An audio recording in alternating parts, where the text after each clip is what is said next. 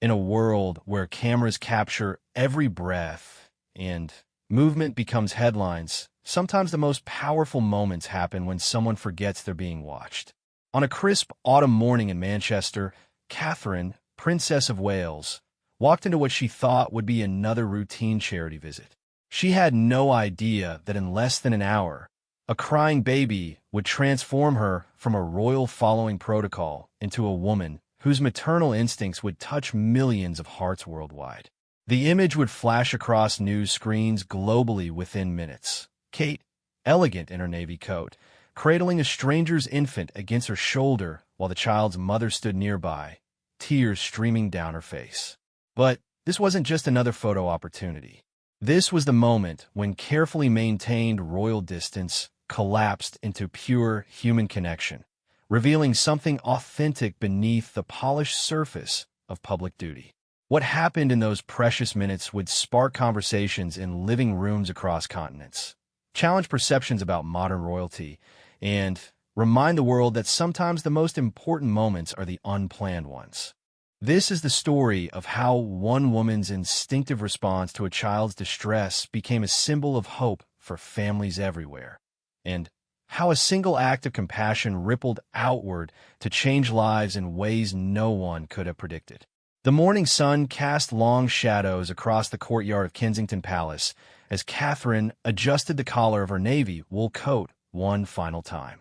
Her reflection in the mirror showed a woman who had learned to carry herself with quiet confidence, though the nervous energy in her fingers as they smoothed imaginary wrinkles betrayed the weight of expectation that still accompanied every public appearance.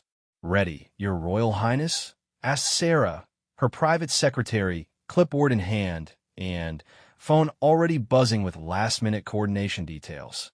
Catherine nodded, though her mind wandered to the breakfast table where William had kissed her goodbye just an hour earlier. Their own children were at school, living their carefully balanced lives between royal duty and normal childhood, and she often wondered how other mothers managed when their worlds felt less stable than hers. The drive through Manchester took 35 minutes, winding through neighborhoods that told stories of struggle and resilience. Catherine watched through tinted windows as life unfolded on the streets. Elderly men walking small dogs, mothers pushing prams with determination in their steps, children in bright school uniforms chattering as they walked. These were the people she was meant to serve, though sometimes the distance between her world and theirs felt impossibly vast. Hope House Children's Center stood at the corner of two busy streets, its cheerful yellow exterior paint slightly faded but welcoming nonetheless. The building had served the community for 15 years, providing support for families facing challenges that ranged from financial hardship to domestic violence. Catherine had studied the briefing notes thoroughly during the drive, learning about their programs and the dedicated staff who worked tirelessly with limited resources. As her car pulled up to the entrance, Catherine could see the small crowd that had gathered despite the early hour. Local officials stood in neat rows, some clutching bouquets of flowers, others holding cameras. Children from a nearby primary school had been given special permission to attend, their excited faces pressed against the barriers that kept them at a respectful distance. But what caught Catherine's attention immediately was a young woman standing slightly apart from the formal reception committee. She appeared to be in her early 20s, with auburn hair pulled back in a practical ponytail and worry lines that seemed too deep for someone so young. In her arms, she held a baby who couldn't have been more than 6 months old, and, even from a distance, Catherine could see the tension in the woman's shoulders. "Who is that?" Catherine asked softly as her protection officer opened the car door. Sarah glanced up from her notes. "That's Emma Richardson. She's 23, single mother, been using the center services for about 8 months now. She specifically requested to meet you today. Her story is quite remarkable. Actually, she's been working to rebuild her life after leaving an abusive relationship." Catherine felt something shift in her chest, a familiar tightening that always came when she encountered stories of mothers struggling to protect their children. Her own experiences with motherhood have been privileged and supported, surrounded by resources and security that most women could only dream of. But the fundamental emotions, the fierce protective love, the worry, the exhaustion, those were universal languages that transcended circumstance. The formal introductions began, as they always did, with handshakes and polite conversation about the weather and the journey. The center's director, a warm woman named Margaret who had dedicated her career to helping families, walked Catherine through the facilities with evident pride. They visited playrooms where toddlers built towers with colorful blocks, meeting rooms where support groups gathered, and quiet spaces where counselors helped parents navigate the complexities of their challenges. Throughout the tour, Catherine found her attention drifting back to Emma and her baby. The young woman had been invited to join the walking tour, staying toward the back of the small group that followed them through the building. Catherine could hear the baby beginning to fuss, small sounds that seemed to grow more persistent as the morning progressed. "This room is where we hold our parenting workshops," Margaret explained, opening a door to reveal a circle of comfortable chairs arranged around colorful floor mats. "We cover everything from basic childcare to managing stress, building support networks, and planning for the future." Catherine asked thoughtful questions about the programs, genuinely interested in understanding how the center addressed not just immediate needs, but long-term stability for families. She had learned over the years that the most effective charitable work happened when organizations looked beyond crisis management to genuine empowerment. "How do you measure success?" she asked, settling into one of the chairs as the group arranged themselves around the room. "Sometimes it's obvious," Margaret replied. "A mother finds stable housing, secures employment, rebuilds relationships with family members. But often it's smaller things that matter just as much. A parent learning to trust their instincts, a child feeling safe enough to play freely, someone discovering they have the strength to ask for help." As Margaret spoke, the baby's crying intensified. Emma shifted uncomfortably, trying various positions and gentle bouncing motions that weren't providing relief. Catherine could see the young woman's cheeks flushing with embarrassment as the infant's distress filled the quiet room. "I'm so sorry," Emma whispered, her voice tight with stress. "He's usually much calmer than this. I don't know what's wrong today." The formal conversation continued, but Catherine found it increasingly difficult to concentrate on the discussion about funding and program expansion. Her maternal instincts were fully engaged now, reading the subtle signs of a baby in genuine distress and a mother reaching the limits of her patience and energy. Emma tried stepping out of the circle, walking toward the windows where natural light might provide distraction for her son. She murmured soft reassurances, checked his diaper, offered a bottle that he refused. Nothing seemed to help, and with each passing minute, both mother and child appeared more agitated. Catherine had faced similar moments countless times with her own children, those mysterious periods when nothing seemed to comfort them, when even the most experienced parent felt helpless and overwhelmed. But she had always had support, whether from William, her parents, or the dedicated staff who helped manage their household. She couldn't imagine navigating those challenges alone, especially while trying to rebuild a life after trauma. The conversation in the room had shifted to include other parents who used the center services, and their voices created a warm backdrop of shared experiences and mutual support. Catherine listened to stories of resilience and determination, of small victories celebrated and setbacks overcome with help from the community that had formed around Hope House. But her attention kept returning to Emma, who had now moved to the far corner of the room where she continued her patient but increasingly desperate efforts to soothe her baby. The young woman's movements had become more urgent, and Catherine could see tears beginning to form in her eyes. "The peer support groups have been particularly effective," Margaret was explaining. "When parents realize they're not alone in their struggles, when they can share advice and encouragement with others who truly understand their circumstances, it creates connections that extend far beyond our formal programs." Catherine nodded appropriately, but her focus had narrowed to the human drama unfolding just a few feet away. She recognized the particular cry of an overtired infant, the way the sound seemed to escalate despite all efforts at comfort. She also recognized the look of a mother questioning her own capabilities, wondering if her child's distress was somehow her fault. The room fell into a moment of natural pause in the conversation, and, in that brief quiet, the baby's crying seemed especially prominent. Emma's face was now flushed with both effort and embarrassment, and Catherine could see her beginning to gather her things, preparing to leave rather than continue disrupting the royal visit. "Please don't go," Catherine found herself saying, the words emerging before she had fully considered them. "Sometimes babies just need a different approach."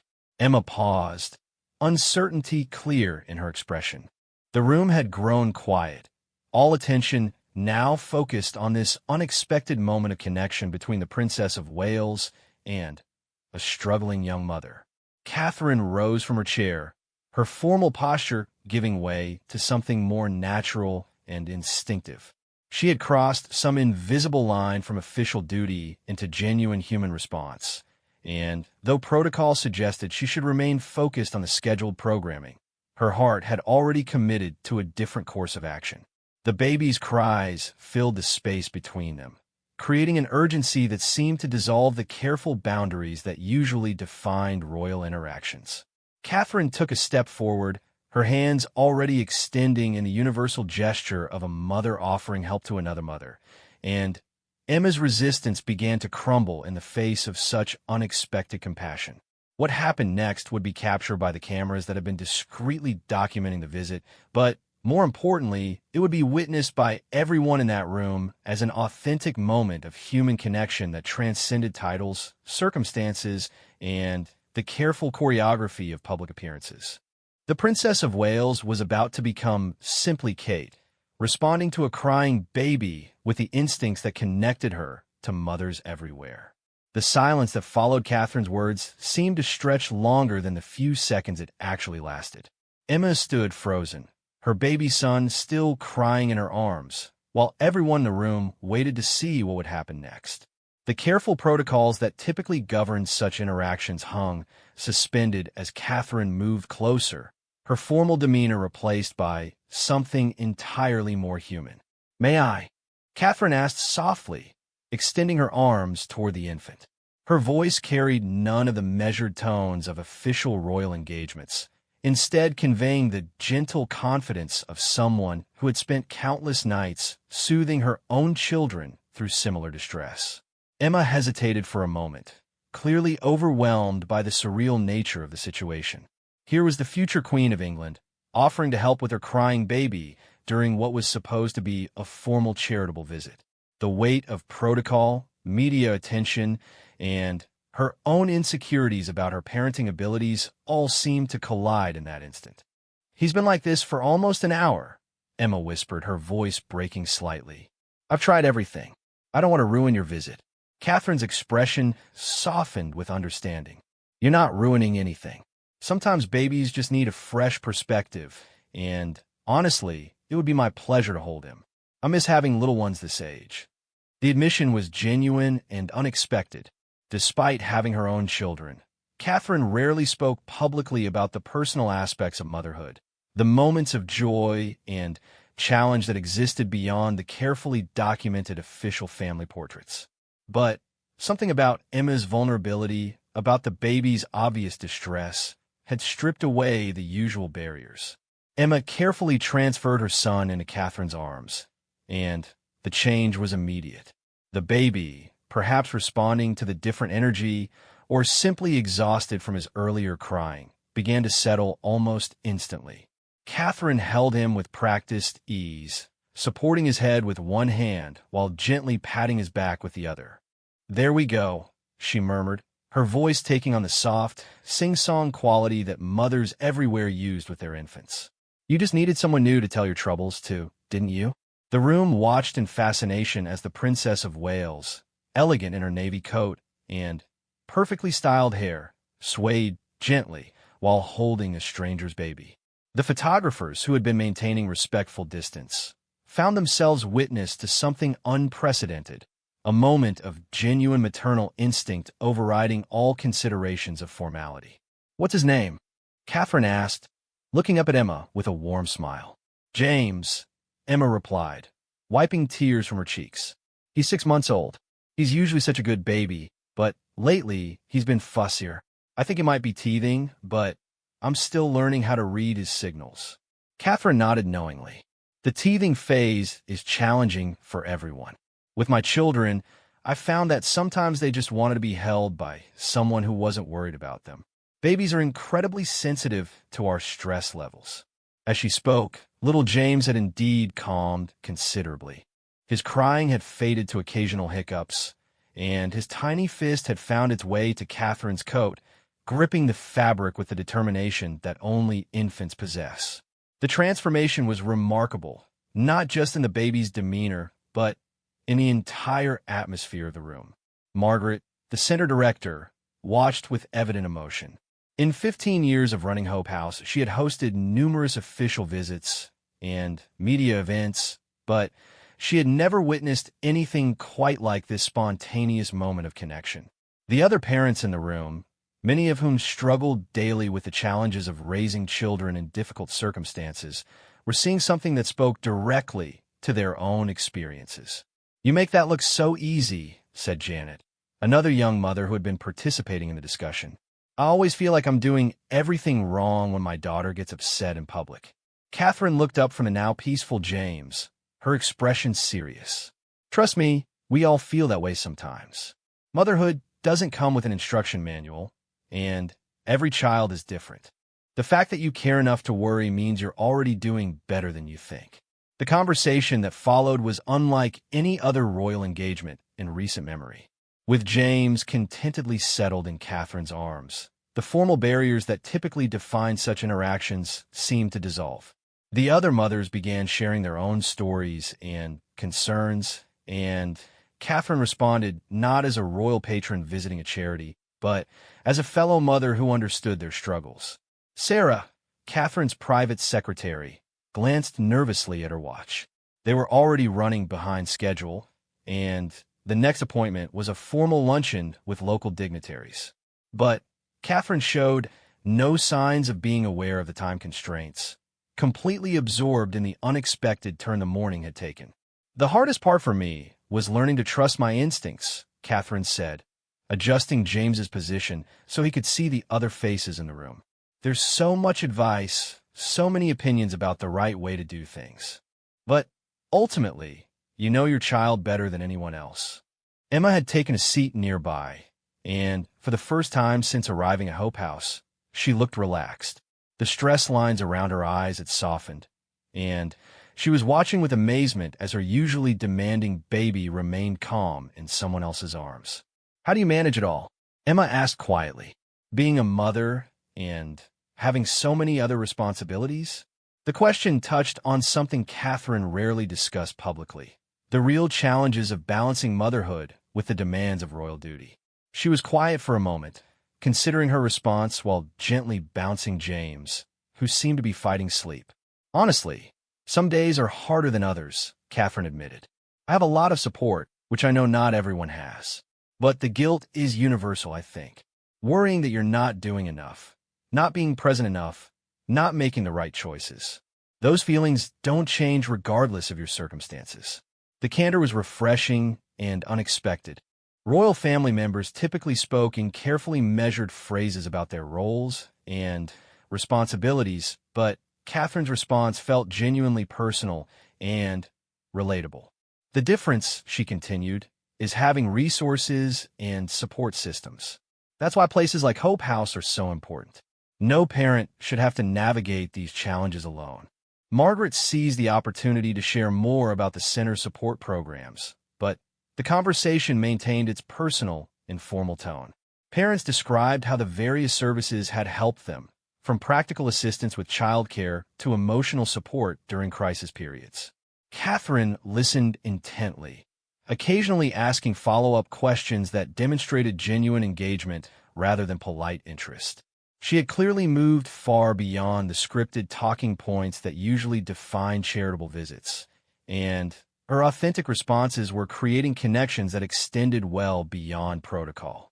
"The baby massage classes have been wonderful," shared Lisa, a mother of twins. Not just for the babies, but for helping us mothers relax and bond with each other. It's easy to feel isolated when you're dealing with everything on your own. That sounds lovely, Catherine replied. Physical touch is so important for infant development, and the social aspect for mothers is equally valuable. As she spoke, James had finally succumbed to sleep, his small form relaxed against Catherine's shoulder. The sight of the Princess of Wales holding a sleeping baby while engaged in earnest conversation about parenting challenges created a powerful image that the photographers were capturing with increasing frequency. Emma watched with a mixture of gratitude and amazement. Her son, who had been inconsolable for over an hour, was now sleeping peacefully in the arms of someone he had just met. More than that, she was witnessing a side of royalty that she had never imagined, authentic, caring, and remarkably normal in the most important ways. I should probably take him back, Emma said softly, though she made no move to retrieve her son. Only if you want to, Catherine replied with a smile. He seems quite comfortable, and honestly, I'm enjoying this. It's been a while since I've held someone this little. The admission created another wave of warmth in the room. Here was a woman who, despite her position and responsibilities, clearly treasured the simple pleasure of holding a baby. The moment felt suspended in time, removed from the pressures and expectations that typically define both royal engagements and new motherhood. But the outside world was still waiting. Through the windows, they could see the media presence growing larger as word spread about the extended visit. Local news crews were setting up equipment, and social media was already beginning to buzz with reports of the Princess of Wales spending unexpected time with families at Hope House. Sarah approached carefully, clearing her throat to get Catherine's attention. Your Royal Highness, we do need to consider the schedule. Catherine looked up, and for a moment, the competing demands of duty and desire were clearly visible in her expression. She glanced down at the sleeping James, then at Emma, who had been transformed from an anxious, struggling mother into someone who looked hopeful and supported. 5 more minutes, Catherine said quietly, and it wasn't entirely clear whether she was addressing her secretary, the baby, or herself. Those 5 minutes would become some of the most significant of the entire visit, creating ripples that would extend far beyond the walls of Hope House, and touch lives across the world. The 5 minutes Catherine had requested stretched into 15, and then 20. What had begun as a brief charitable visit was transforming into something unprecedented, an extended, intimate conversation between the future queen and a group of mothers navigating the complexities of raising children in challenging circumstances. James remained peacefully asleep in Catherine's arms, his tiny fingers still clutching her coat. The sight had become so natural that the formal atmosphere of a royal visit had completely evaporated, replaced by something that felt more like a gathering of friends sharing parenting experiences over coffee. The sleep deprivation is the worst part, confided Maria, a mother of 3 who had been quietly listening to the conversation. People tell you to sleep when the baby sleeps, but when do you get the laundry done? When do you clean the house? When do you just have 5 minutes to yourself? Catherine nodded emphatically. The advice sounds lovely in theory, but the reality is so different. I remember feeling like I was drowning in those early weeks, and I had help. I can't imagine doing it completely alone. The acknowledgement that even the Princess of Wales had struggled with new motherhood created a palpable sense of relief in the room. These women, many of whom felt isolated and overwhelmed by their circumstances, were discovering that some challenges transcended social status and economic privilege. Emma had been watching Catherine with her son for nearly half an hour now, and the transformation in her own demeanor was remarkable. The stress and tension that had marked her posture earlier had given way to something approaching calm. For perhaps the first time since becoming a mother, she felt seen and understood rather than judged or pitted. Can I ask you something? Emma said quietly, her voice tentative but determined. Of course, Catherine replied, shifting James slightly to maintain his comfort while giving Emma her full attention. Do you ever wonder if you're enough? if you're doing right by your children? The question hung in the air with surprising weight. It was personal, vulnerable, and far removed from the typical inquiries directed toward members of the royal family. But Catherine didn't hesitate in her response. Every single day, she said with complete honesty. I think that question might be the most universal experience of motherhood. The love we feel for our children is so intense that it makes us incredibly aware of our own limitations and fears. Around the room, heads nodded in recognition. These mothers, despite their vastly different circumstances, had all grappled with the same fundamental doubt, whether their love and efforts were sufficient for the precious lives in their care.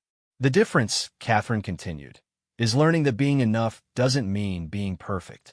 It means showing up, caring deeply, and doing your best with whatever resources you have, and seeking help when you need it, which is actually a sign of strength, not weakness. Margaret, who had been observing this extraordinary interaction, found herself blinking back tears. In all her years of working with struggling families, she had seen how powerful it could be when parents realized they weren't alone in their struggles. But she had never witnessed validation coming from such an unexpected source. The conversation was interrupted by a soft knock on the door. One of the center's staff members entered with obvious reluctance, clearly aware that she was intruding on something special. "I'm so sorry to interrupt," she said quietly, "but there are quite a few media representatives outside, and they're asking for an update on the visit." Catherine looked up, and for a moment, the reality of her public role reasserted itself.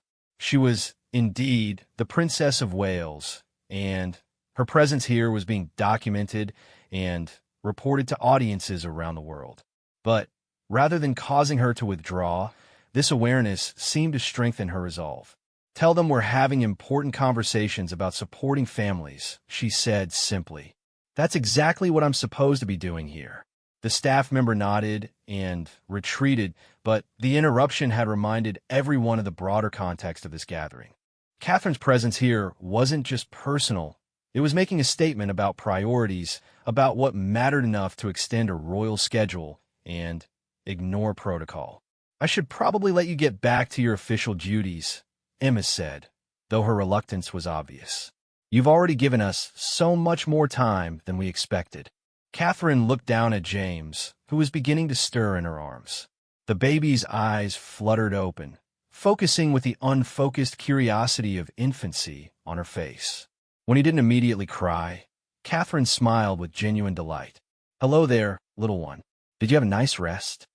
James responded with what might have been a smile or might have been gas, but Catherine treated it as the former, her face lighting up with pleasure. The interaction was captured by the photographers, but more importantly, it demonstrated the genuine affection and natural ease she felt with children. "Actually," Catherine said, looking up at Emma, "I'd like to learn more about your experience here at Hope House. Would you mind sharing your story?" Emma's eyes widened. It was one thing to chat casually about parenting challenges, but quite another to be asked to share personal details with someone whose words would likely be reported internationally. "It's not very interesting," Emma deflected. "Just another single mother trying to figure things out." "I doubt that's true," Catherine replied gently. "Every mother's story is important, and from what I understand, you've shown tremendous courage in creating a better life for James. I'd genuinely like to hear about your journey, if you're comfortable sharing." The invitation was extended with such warmth and sincerity that Emma found herself responding despite her initial hesitation. She began tentatively, describing how she had found herself pregnant and alone after leaving an abusive relationship.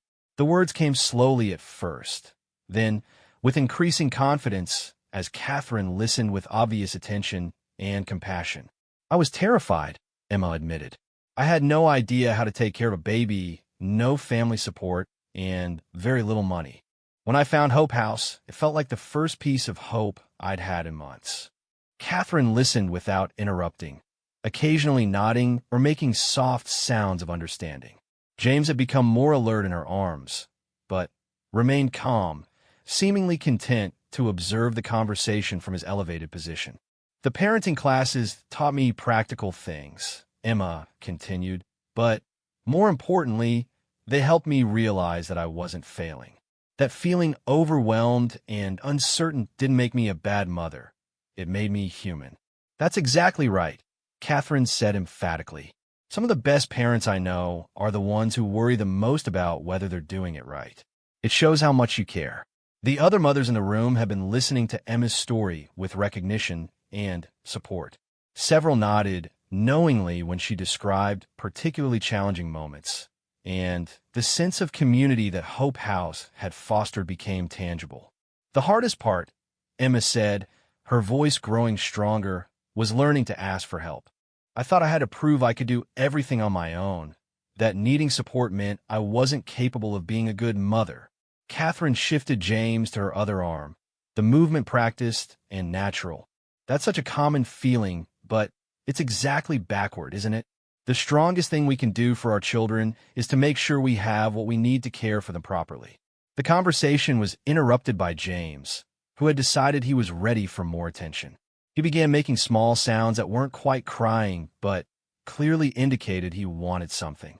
Catherine instinctively began the gentle bouncing and swaying that all parents learned. Her attention focused on reading his cues.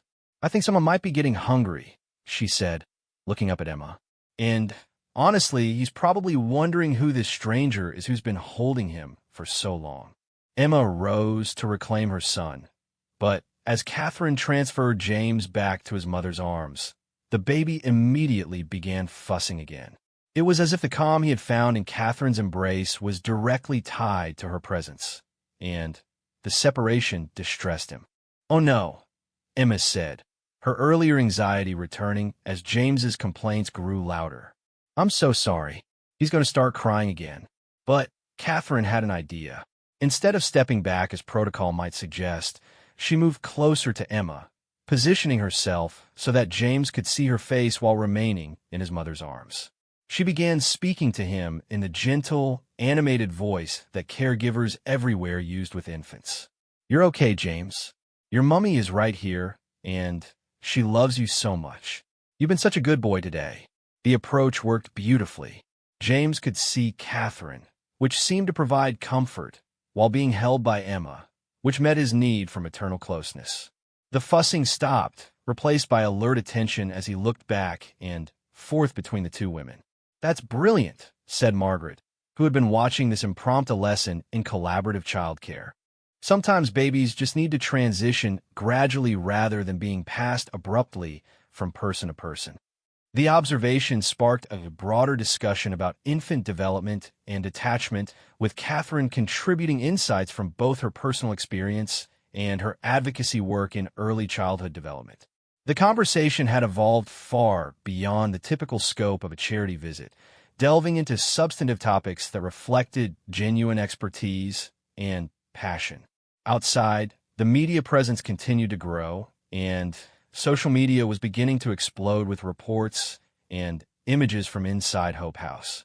The extended visit was generating international attention, but inside the room, the focus remained intensely personal and local. "I wish I could bottle this feeling," Emma said softly, looking down at her now content son. "He seems so much calmer, and honestly, so do I." Catherine smiled. "Sometimes we all need reminding that we're not in this alone. That's what community is for, and what places like Hope House provide, the knowledge that support is available when we need it." As she spoke, Catherine's phone buzzed with an urgent message. The reminder of her official schedule created a moment of tension as duty and desire competed for priority. But what happened next would demonstrate just how profoundly this morning had affected everyone involved, creating ripples that would extend far beyond anyone's expectations. Catherine glanced at her phone and saw 3 missed calls from her private secretary's assistant, along with a text message that simply read urgent, "Lord Mayor waiting." The formal luncheon she was supposed to attend had been carefully planned for weeks, bringing together local dignitaries, business leaders, and philanthropists to discuss regional development initiatives. Her absence would be noticed, discussed, and likely reported. But as she looked around the room at Hope House, Catherine realized she was facing a choice that went beyond scheduling conflicts. In her arms, James had fallen asleep again, his small form warm and trusting against her chest. Around her, a group of mothers was engaged in the kind of authentic conversation about parenting that rarely happened in her usual royal engagements. Emma, who had arrived that morning stressed and overwhelmed, now looked relaxed and hopeful. "I should really," Catherine began, then stopped. The conventional response would be to apologize for the time constraints, arrange for follow-up communications through official channels, and gracefully transition back to her predetermined schedule. But something about this morning felt too important to abandon for diplomatic courtesy. Sarah appeared in the doorway, her expression carefully neutral, but her posture conveying urgency. She had been fielding increasingly concerned calls from the next venue, where dignitaries were gathering for what had been billed as an important policy discussion about family support services. The irony wasn't lost on anyone that Catherine was potentially missing a formal discussion about helping families because she was actually helping families. "Your Royal Highness," Sarah said quietly, "the Lord Mayor has inquired about our expected arrival time." Catherine looked up, and for a moment, the internal struggle was visible on her face. She understood the importance of official protocols and the respect due to those who had arranged their schedules around her commitments. But she also understood that what was happening in this room was exactly the kind of meaningful engagement that justified all the formal ceremonies and diplomatic obligations. "What would happen," Catherine asked, "if I were late? Or if I missed the luncheon entirely?" Sarah blinked in surprise. In all her years of working with the royal family, she had never been asked to consider the consequences of simply not showing up to a scheduled engagement. The question itself suggested a fundamental shift in priorities that went against decades of established protocol. "Well," Sarah replied carefully, "it would certainly cause some disruption. The Lord Mayor has invited significant community leaders specifically to meet with you. The media has been alerted to cover your remarks about regional family support initiatives." Catherine nodded thoughtfully. "And what were we discussing here this morning?" The question was rhetorical, and Sarah recognized it as such. They were quite literally discussing family support initiatives with the people who actually use those services. The conversation was organic, authentic, and producing the kind of insights that no amount of formal policy discussion could replicate. Margaret had been listening to this exchange with growing amazement. She understood the enormous honor of having the Princess of Wales extend her visit at Hope House, but she also recognized the potential complications such a decision might create. "Your Royal Highness," Margaret interjected gently, "while we are absolutely delighted to have you here for as long as possible, we certainly understand if you need to fulfill other commitments. You've already given us far more time and attention than we ever expected." Catherine appreciated Margaret's diplomatic offer to release her from any sense of obligation, but it only strengthened her resolve. The choice between fulfilling expected duties and responding to genuine human connection suddenly seemed very clear. "What if," Catherine said slowly, "we invited the Lord Mayor and his guests to join us here? Would Hope House be able to accommodate a larger group for an informal discussion?" The suggestion was so unexpected that the room fell silent. Margaret's eyes widened as she considered the logistical implications, while Sarah looked genuinely alarmed at the deviation from established protocol. That is, it would certainly be possible," Margaret stammered. "We have a larger community room that could accommodate additional guests. But, Your Royal Highness, surely the Lord Mayor and his delegation are expecting a more formal setting." Catherine smiled, and there was something decidedly mischievous in her expression. "I suspect they might be interested in seeing family support services in action rather than just talking about them in theory. And honestly, I can't imagine a better way to understand a real impact of community programs than by meeting the families who benefit from them."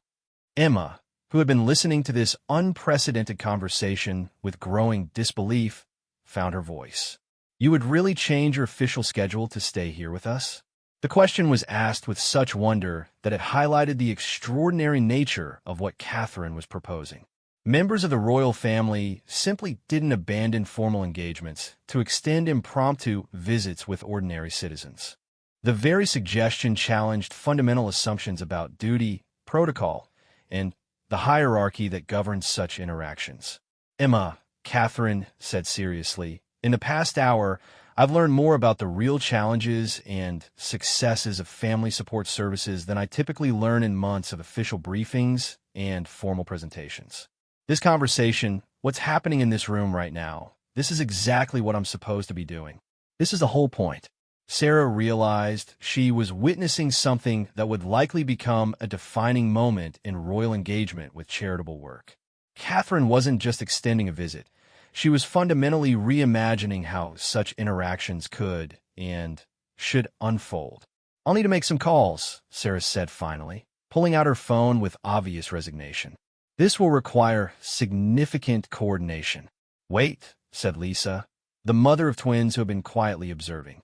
Are you serious about bringing important people here?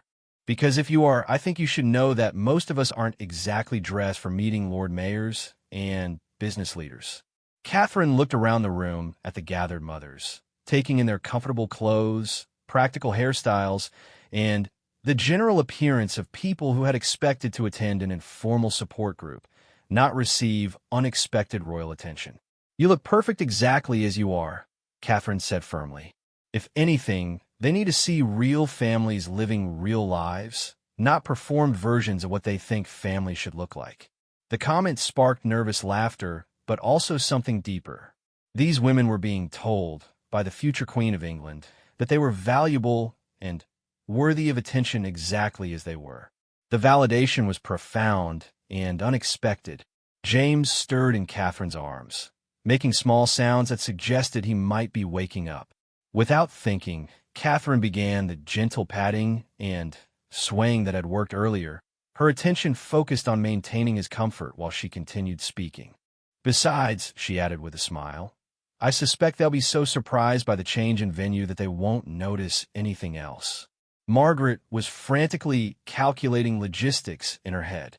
The community room could indeed accommodate a larger group, and the center staff could quickly arrange for additional seating and refreshments. But the idea of hosting local dignitaries alongside the families they served was unprecedented and potentially problematic.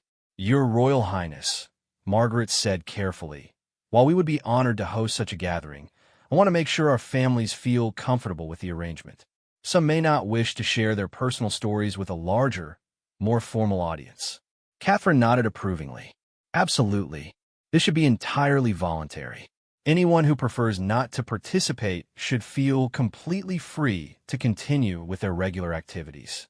But for those who are interested, it could be an incredible opportunity to help policymakers understand the real impact of their decisions. Emma looked around the room at the other mothers, trying to gauge their reactions to this surreal proposition. The nervousness was palpable, but so was a growing excitement about the possibility of being heard by people who actually had the power to influence family support services. I think I'd like to stay, Emma said quietly. If other people are making decisions about programs that affect families like mine, maybe they should hear directly from families like mine. Her words seemed to unlock something in the room. Other mothers began nodding in agreement, their initial nervousness giving way to a recognition of the unique opportunity they were being offered. This is incredible, murmured Janet, shaking her head in disbelief. This morning, I woke up planning to attend a regular support group meeting. Now I might be telling the Lord Mayor about how childcare subsidies changed my life. Catherine felt a surge of satisfaction that was entirely different from the polite pleasure of typical royal engagements. This felt real, meaningful, and potentially transformative for everyone involved. Sarah had stepped into the hallway to make her calls, and through the open door, they could hear her diplomatically explaining the change in plans to increasingly surprised recipients. The logistics were complex, but not impossible, and Catherine's position certainly provided the authority to request such accommodations. How long do we have? Asked Margaret, already beginning to mentally organize the space and coordinate with her staff. The original luncheon was scheduled to last 2 hours, Catherine replied. If we can get everyone here within the next 30 minutes, we could have a substantial amount of time for meaningful conversation.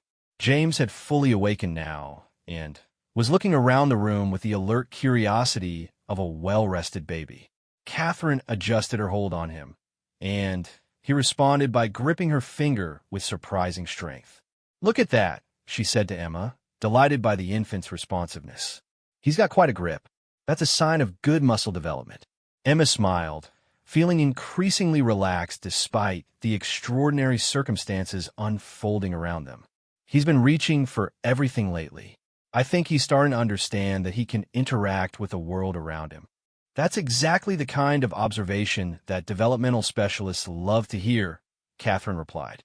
"You're reading his cues perfectly and understanding his growth in context. That's sophisticated parenting." The compliment was genuine and specific, demonstrating that Catherine's interest in child development went beyond casual royal patronage. Her engagement with early childhood advocacy was informed by real knowledge and personal experience. Margaret returned from her hurried consultation with staff, looking simultaneously excited and overwhelmed. "We can absolutely accommodate this," she announced. "The community room will be ready in 20 minutes, and my team is prepared to facilitate whatever kind of discussion you think would be most valuable." Catherine looked around the room at the faces watching her expectantly. These women had placed their trust in her judgment, agreeing to participate in something unprecedented because they believed her intentions were genuine. The responsibility felt both thrilling and sobering.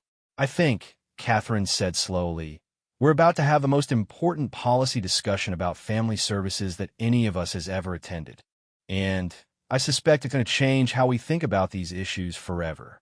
As she spoke, the sounds of activity in the hallway indicated that Sarah's calls were bearing fruit.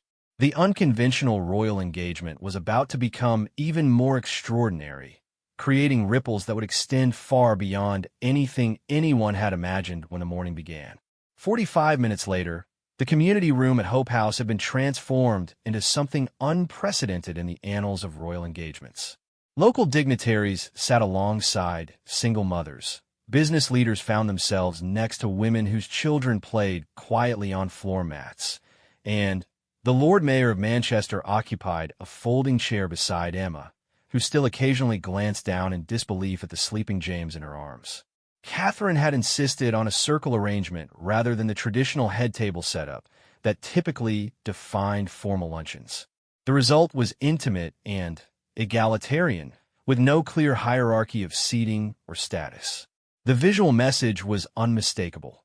This would be a conversation among equals, focused on shared concerns rather than ceremonial protocol.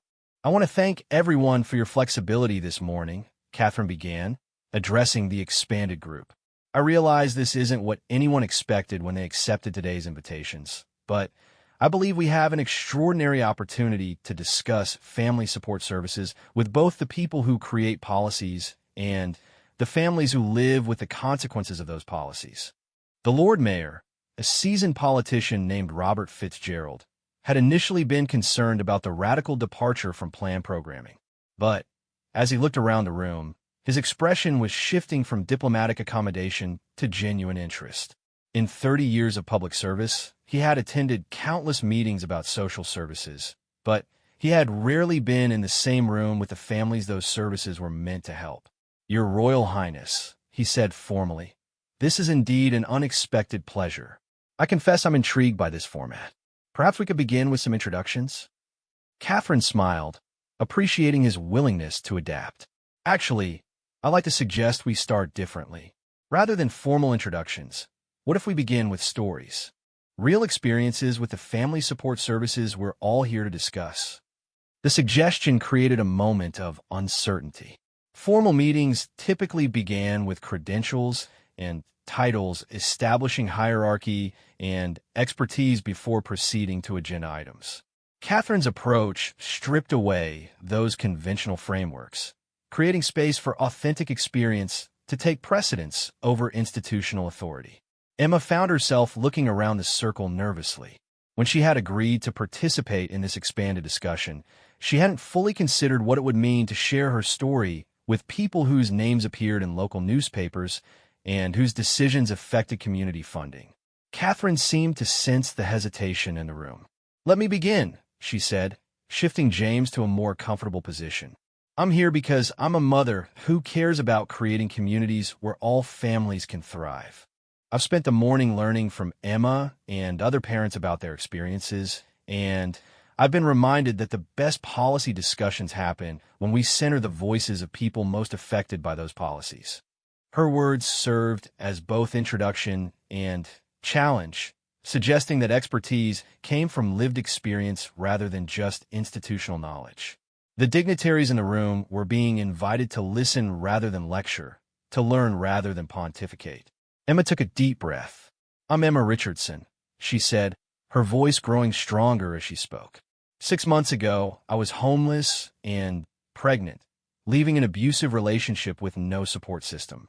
Today, I'm living in stable housing, I have a support network of other mothers, and I feel hopeful about my future. That transformation happened because of programs that some of you fund and oversee. The directness of her statement created a palpable shift in the room's energy. This wasn't theoretical policy discussion. This was personal testimony about the life and death importance of community support services.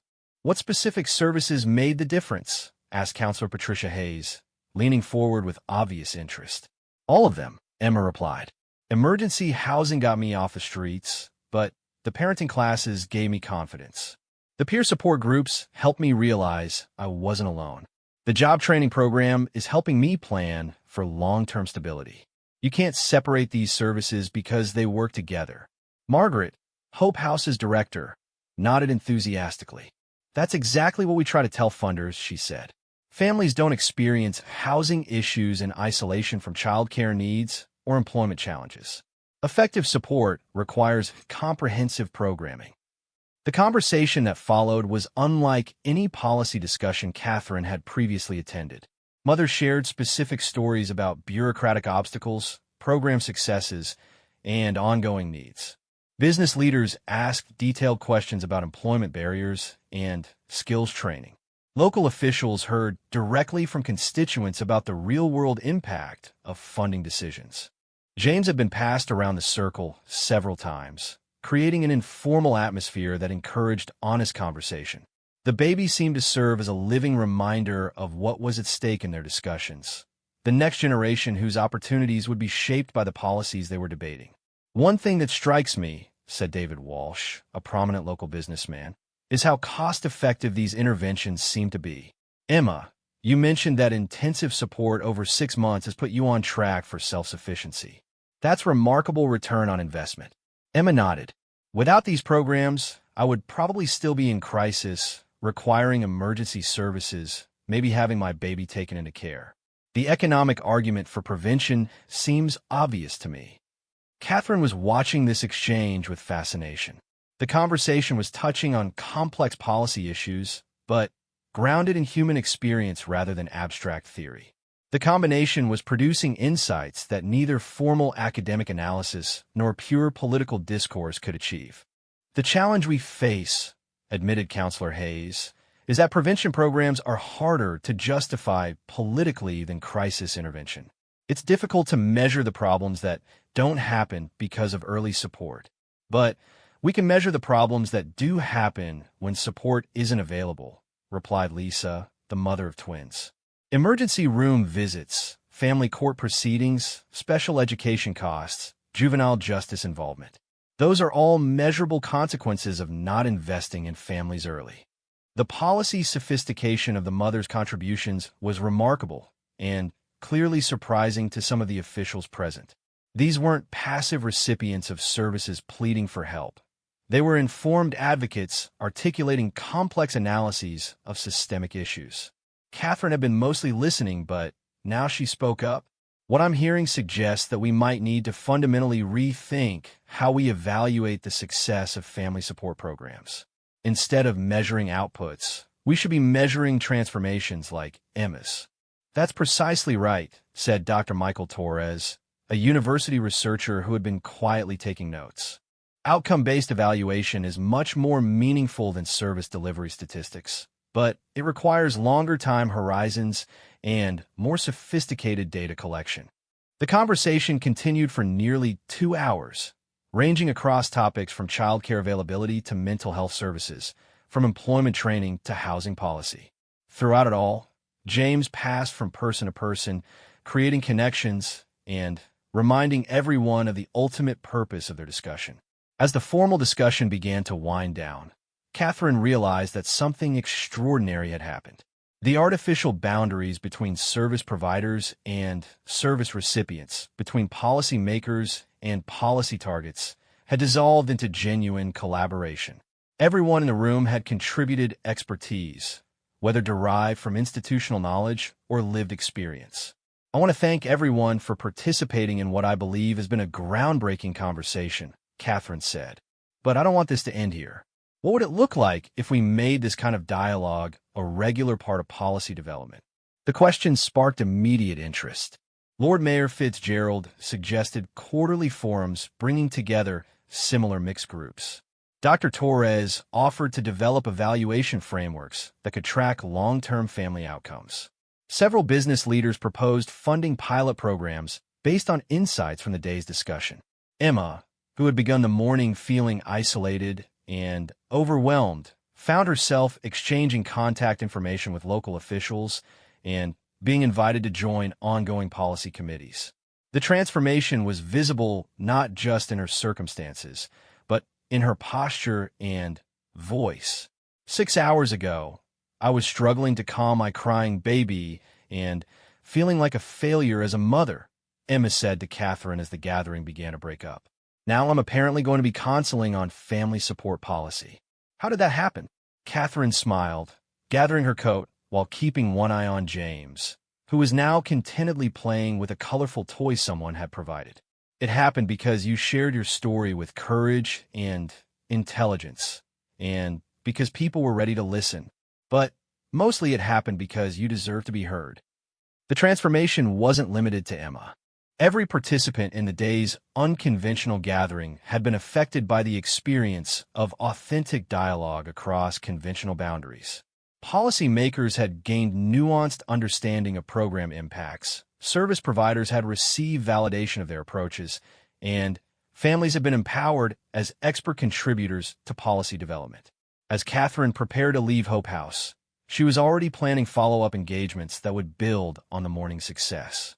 The model they had accidentally created, bringing together diverse stakeholders for honest conversation about shared challenges, could be replicated across the country. "Will you come back?" asked Emma, holding James, who was now alert and curious about his surroundings. "I'll definitely be back," Catherine replied. "But more importantly, this conversation will continue in ways that extend far beyond my involvement. What happened here today has created something that will outlast any single visit or engagement. The media coverage of the day's events would indeed extend the impact far beyond Hope House." Images of Catherine holding James while engaged in serious policy discussion would appear on front pages worldwide. But, more significantly, the model of inclusive dialogue would be replicated in communities across the country and internationally. Emma Richardson would go on to become a prominent advocate for family support services, eventually addressing parliamentary committees and influencing national policy development. Her story would inspire similar transformations in other young mothers, creating a network of peer advocates who would fundamentally change how family services were designed and delivered. Hope House would receive increased funding and national recognition, but more importantly, it would become a model for community-centered approaches to family support that would be studied and replicated internationally. And Catherine would continue to champion the principle that the best policy insights come from centering the voices of people most affected by those policies, fundamentally changing the relationship between royal advocacy and community engagement. But perhaps the most lasting impact was on James himself. The baby who had started the day, crying inconsolably in his mother's arms, would grow up in a community transformed by a single morning's authentic conversation. His mother's confidence, his family's stability, and his community's commitment to supporting families would all be strengthened by what began as a simple moment of maternal compassion. Years later, When James was old enough to understand the story, Emma would tell him about the morning when his crying brought a princess into their lives and changed everything. But she would emphasize that the real transformation came not from royal attention, but from the power of honest conversation and the courage to share authentic experiences across conventional boundaries. The morning that began with a routine charity visit had become something unprecedented, a demonstration that genuine engagement could bridge any divide, and that the most powerful policy insights came from listening to real families navigating real challenges with wisdom, resilience, and hope.